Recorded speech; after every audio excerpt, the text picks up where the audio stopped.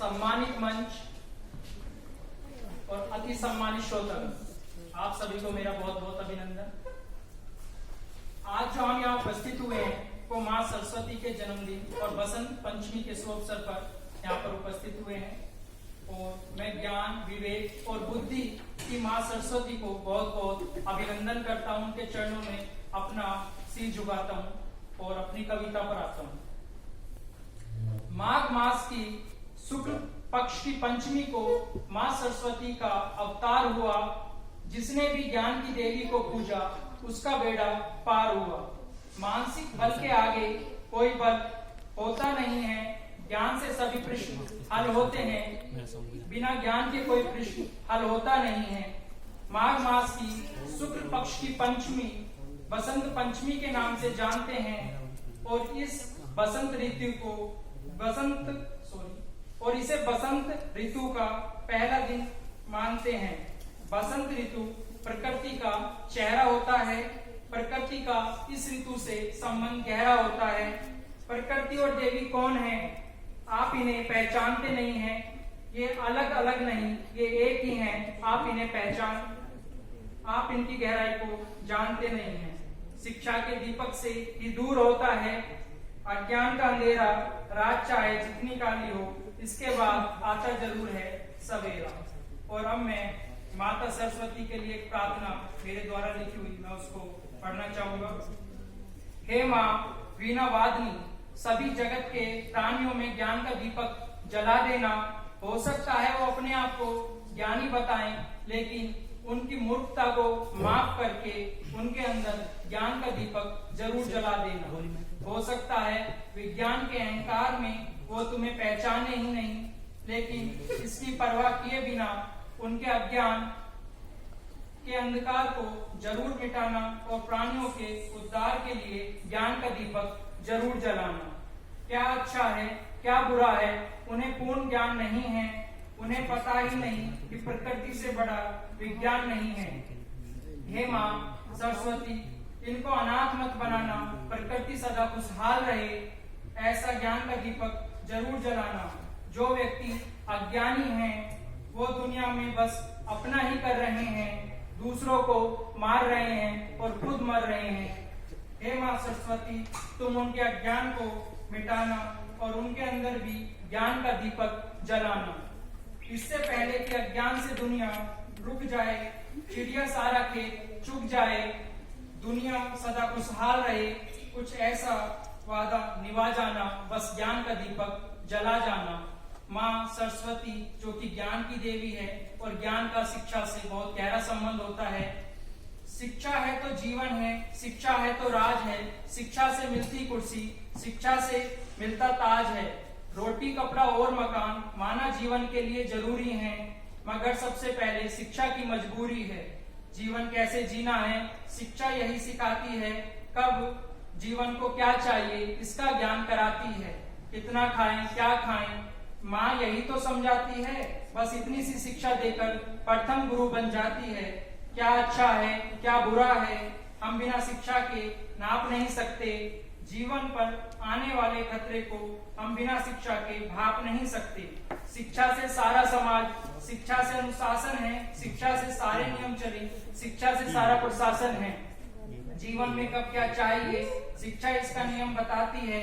जीवन चलता है चिकित्सा से, चिकित्सा शिक्षा से ही तो आती है। शिक्षा से सब करे प्रार्थना, शिक्षा से मिलते भगवान हैं। शिक्षा से चलता समाज, शिक्षा से मिलता विज्ञान है। आसमान की ऊंचाई और समुद्र की गहराई बता देती शिक्षा। सूर्य पर कोई गया नहीं, लेकिन सब कुछ बता देती है शिक्षा। शिक्षा से ही सबका कल था, शिक्षा से ही सबका आज है। शिक्षा से पनडुब्बी चलती, शिक्षा से ही हवाई जहाज है। शिक्षा की जरूरत पड़ती है जीवन में बार बार। शिक्षा से चलता जीवन है, शिक्षा से चलता संसार। शिक्षा जिन पर ज्यादा आती वो सबको पीछे छोड़ देते, अपनी सुख सुविधाओं के लिए हवाओं का रुख मोड़ देते। शिक्षा से दुनिया में गुरु शिष्य का नाता है। सारी शिक्षा का ज्ञान माँ सरस्वती से आता है। शिक्षा का मंदिर कॉलेज होता, सब शिष्य शिक्षा लेकर आते हैं। नितिन शर्मा कहता है सारी शिक्षा लेकर वे कर्म क्षेत्र में जाते हैं। और माँ सरस्वती ने एक बात कही है कि वो ज्ञान का दीपक जलाने वाली बात कही है, जो मैंने समझा है वो मैं आपको बताना चाहूंगा। जाओ और जाकर दिया जला दो। हो सकता है कि घर इतना खाली हो कि सूर्य का प्रकाश सीधा घर में आ रहा हो, लेकिन फिर भी जाकर तुम दिया जला दो।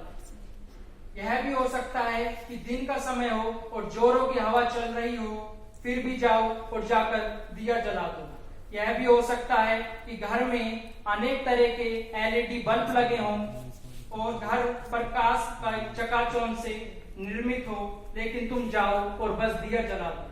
यह भी हो सकता है कि आधी रात का समय हो और प्रकाश की जरूरत ही ना हो, सब लोग अंधेरे में सोना चाहते हो, लेकिन सबकी चाहत को छोड़कर तुम बस दिया जला दो। तुमने अगर दिया जला दिया तो लोगों की तुम्हें देखने की नजरें बदल जाएंगी, प्रश्न भी खड़े होंगे और पड़ोसी जवाब भी मांगेंगे, लेकिन उसकी परवाह ना करके बस तुम जाकर दिया जला दो।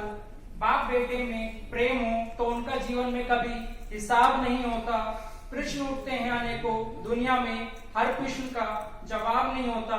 पड़ोसी पूछे तो बस उन्हें यही बता देना, भूलना मत समय से जाकर दिया जला देना। और माँ सरस्वती, और जैसा कि बसंत पंचमी का आज त्योहार है और प्रकृति की देवी है, तो प्रकृति के विषय में कुछ लिखा है मैंने, कुछ चंद लाइनें बस। उठो जगो उठकर चलो, चलना ही होगा। दर्द देगी जिंदगी मगर उसे सहन करना ही होगा। कुछ करो ज्यादा नहीं, काम करो वादा नहीं, कर्तव्य करो एहसान नहीं, आशीर्वाद दो मगर वरदान नहीं। तेज मत दौड़ो, रास्तों को मोड़ दो, स्वच्छ आप हो जाओगे, गंदा करना छोड़ दो। दुनिया में जीवन खेल है, सबसे बड़ा आपस का मेल है। मेल धीरे धीरे छूट रहा है, खेल भी जीवन से रूठ रहा है। चक्र में घूमती है जिंदगी, कौन आगे कौन पीछे, खोजती है जिंदगी। एक एक से आगे है, एक एक से पीछे है, बस यही बोलती है जिंदगी। कम से कम यह तो पता लगे कि तुम क्या कर रहे हो, जिंदगी जी रहे हो या जिंदगी जीने से पहले मर रहे हो। हजारों वर्ष की जिंदगी तुम आज ही जी जाना चाहते हो, पीढ़ियों की प्रकृति को अकेले ही खा जाना चाहते हो। अपने स्वार्थ में आदमी इतना भ्रष्ट हो रहा है, हवा पानी दुनिया में तेजी से नष्ट हो रहा है। प्रकृति को नष्ट करके तुम क्या विकास कर जाओगे? हवा पानी नहीं रहेगा तो क्या नोटों को चबाओगे? अगर गाड़ियां कुछ कम बिकी तो पूरे देश में शोर मचाओगे, कुछ भी करके गाड़ियां ज्यादा ही बिकवाओगे। फिर GST वसूल कर विकास विकास चिल्लाओगे। सड़कें तो भरी पड़ी हैं, तो क्या गाड़ियों के ऊपर गाड़ियां चलवाओगे?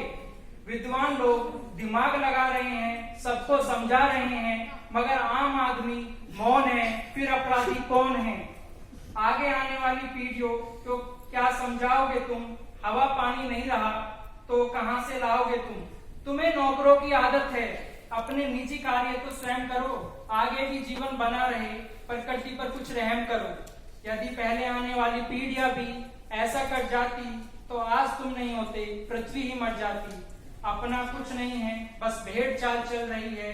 कौन प्रकृति का ज्यादा नुकसान करेगा, यही होड़ मच रही है। वैसे तो हम और ग्रहों पर भी जीवन तलाश कर रहे हैं, गोद का फेंक कर पेट के की आस कर रहे हैं। तुम उल्टा पुल्टा करते हो। प्रकृति भी क्रोध दिखाती है, कहीं सूखा तो कहीं पर बाढ़ आ जाती है। कुछ ऐसा करो कि यह पृथ्वी शमशान न हो और आगे आने वाली पीढ़ियों का भी नुकसान न हो। कुछ ऐसा हो जिससे मिट जाएं सबके सिकवे गिले, प्रकृति हरी भरी हो, हर जगह हो फूल खिले। एक दूसरे का सम्मान करें, सब मिले एक दूसरे के गले। भोजन तो मिलता ही नहीं, कम से कम हवा पानी तो शुद्ध मिले। प्रकृति जिंदी हो जिससे ऐसे कार्य कर जाओ, तुम सदियों तक ना दम तोड़े, ऐसी ऊर्जा भर जाओ तुम। हमने कुछ ऐसा कर दिया है, प्रकृति का तापमान 50 डिग्री पहुंचा दिया है। अब उससे बचने के लिए AC चला रहे हैं और तापमान को और बढ़ा रहे हैं। अब तो जीवों में श्रेष्ठ मनुष्य नैतिकता दिखाए, 2 कदम आगे बढ़कर प्रकृति को बचाएं।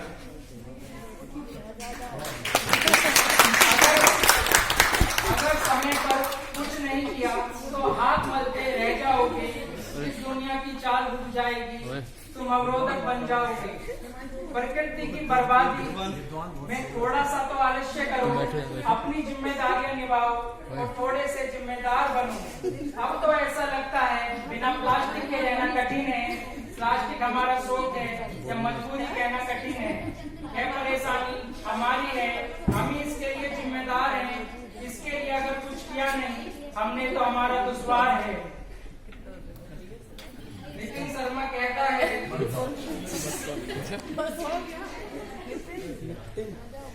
प्रकृति का है सेवक, वो किसी से नहीं डरेगा। नितिन शर्मा कहता है निडर होकर वो जिंदगी का सफर तय करेगा।